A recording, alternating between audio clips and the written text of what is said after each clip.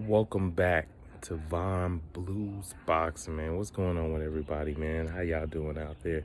So I wanted to make this video on the next move for David Benavidez.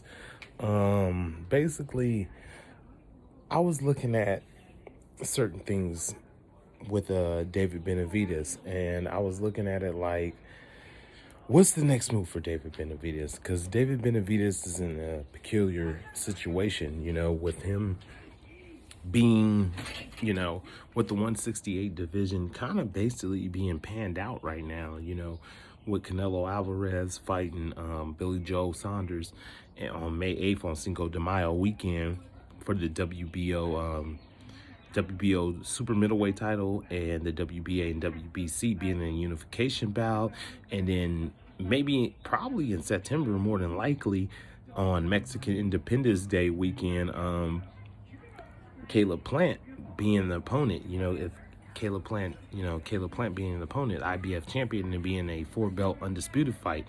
I wonder where does that leave David Benavidez at, with the next move. Also, if Canelo signs with the PBC like a two-fight deal, one-fight deal, if it's like a two-fight deal, then he could fight somebody like Caleb Plant and then take on a guy like Jamal Charlo or maybe even David Benavidez. So I was wondering what would be a possible next move. So I came up with like two of them. I was thinking maybe David Benavidez goes up to 175. David Benavidez is a big guy, maybe the 168-pound weight cut might be too hard on David, and maybe 175 would be a weight class where David could flourish, bring some new fresh blood, bring a guy who could be possibly a star in that division. And I think David could hold his own at 175 pounds, and the 175 division is a buzzsaw division with a ton of talented guys in that division and really good fights for David Benavidez and fun fights. But then the thing I thought about with that situation is all the different promotional problems and issues that we have in boxing with different promotional networks not really wanting to work together, and I thought about that and I'm like, yes and no, because it's going to be harder for David Benavidez to maybe put himself in position at 175 to become a champion and get those big fights with guys like Beterbiev and Bivol and Joe Smith Jr. and Eliter Alvarez and Jesse Hart and all these different, top quality 175 pounders. So that's an option right there. That's like a realistic option, because I just feel like David Benavidez is in a position where it's going to be hard for him to get, a top level fight at 168 pounds. But I looked at 3 possible realistic options at 168 pounds.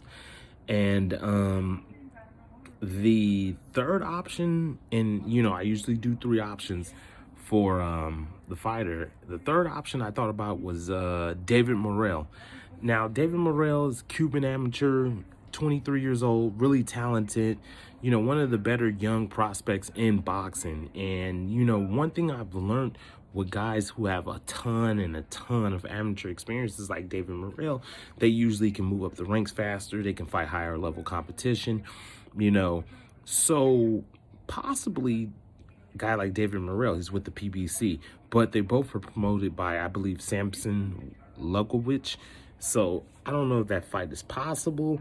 Then number 2, I thought about maybe Danny Jacobs at 168 pounds. I don't know if Danny's still with DAZN and Matchroom.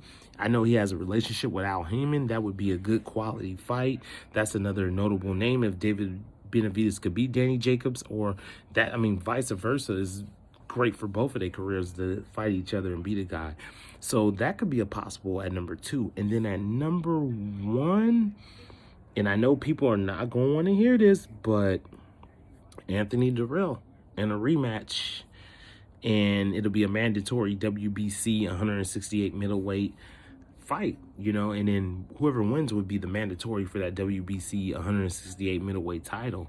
So I think that might, in David Benavidez' situation right now and what's going on with Caleb Plant is not going to probably fight him with an option to become a 4-belt undisputed champion if he could possibly beat Canelo.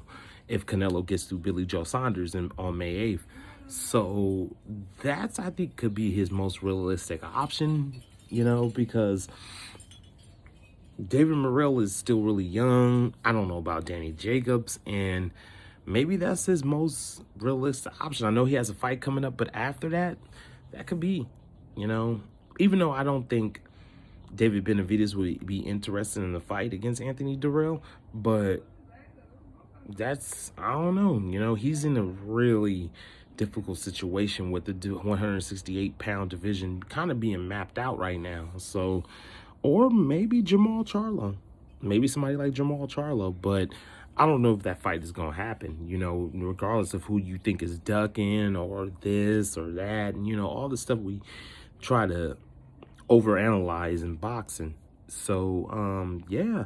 So those are the 3 realistic options, I think, really for David Benavidez right now, unless he goes up 175 pounds, which I think would be a good option. It would give PBC a chance to try to get a foothold in that division, because they tried it before years ago with Artur Beterbiev. They had Beterbiev on the PBC, but the problem was they just couldn't get those certain fights for Beterbiev. So that's a realistic option. And the guys I said, Danny with David Morrell 3rd, Danny Jacobs 2nd, and maybe Anthony Durrell. Like, maybe that's his realistic options. So we'll see what happens, man. And yeah, so I just wanted to get that video out to y'all, man. Y'all be good, y'all be safe. Von Blues Boxing, I'm out.